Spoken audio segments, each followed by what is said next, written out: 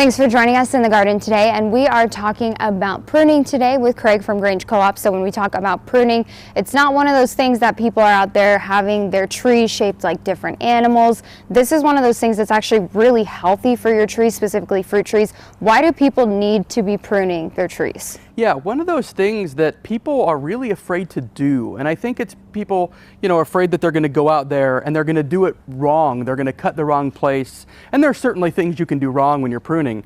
But I think the most important thing is to remember that pruning, even poorly, or pruning not ideally, is better than not pruning at all. It really does help the plants. There's a few reasons why you want to prune.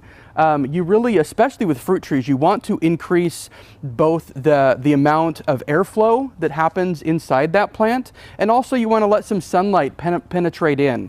When you're doing various types of fruit, you want the tree to be a certain shape so it's easy to pick. So with, say, peaches or some other fruits that have stone fruit, you want to kind of have an open center and kind of have those branches going off wide to the side.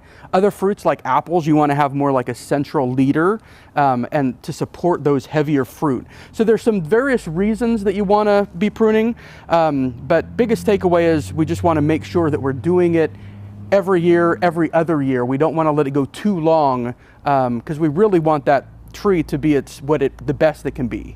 And I know you mentioned that it's better to do it than not do it at all. People are obviously afraid of hurting their trees. You work really hard to grow all these different things and you don't want to see your work kind of go to waste, but that's not the case.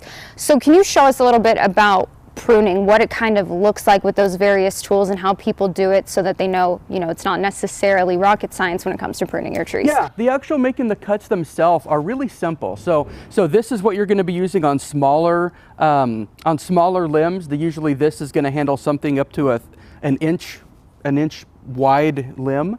And really what you want to do when you prune is you want to just cut it right above where the next branch starts. So you want to cut like right in here, and you just want to do one kind of solid motion, do a clean cut. Don't have to worry about putting any kind of wound dressing or anything on those cuts. Really simple way to do the smaller branches. So what made you pick that branch specifically? So there's various reasons why you might pick a certain branch to cut.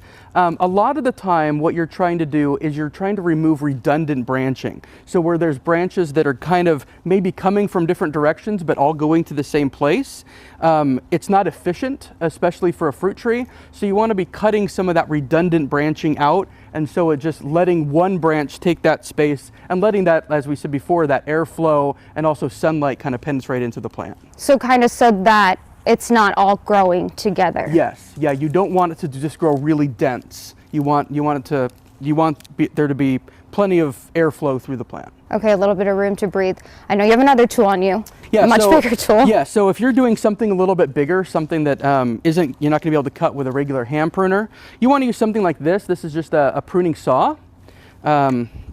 So and still fairly simple to use. You're just going to pick a spot.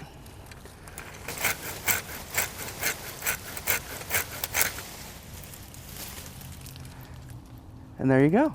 Okay, so probably a little more intensive than if you were to do some of the smaller branches, but it wasn't super hard for you, it looks like, and it creates a lot of room when it comes to that tree. Yeah, really does. And like I said, again, biggest takeaway is just do it. Don't be afraid to do it. If you have a lot of questions about it, you can certainly come into our stores and ask us, and we'll be happy to help you kind of determine what the right tools are for your project, also what kind of technique to use for the various types of trees. But again, big takeaway is just don't be afraid to do it. You can do it. Okay, so it's kind of honestly like hair. People grow out their hair, they don't want to trim it because you worked really hard, but you need to trim your hair to keep it healthy. Same thing when we're talking about fruit trees. Absolutely. Okay, perfect. Well, thank you for being with us today. And thanks for joining us in the garden today. If you'd like to learn more about pruning, you can head to our website, KDRV.com. We will see you next time.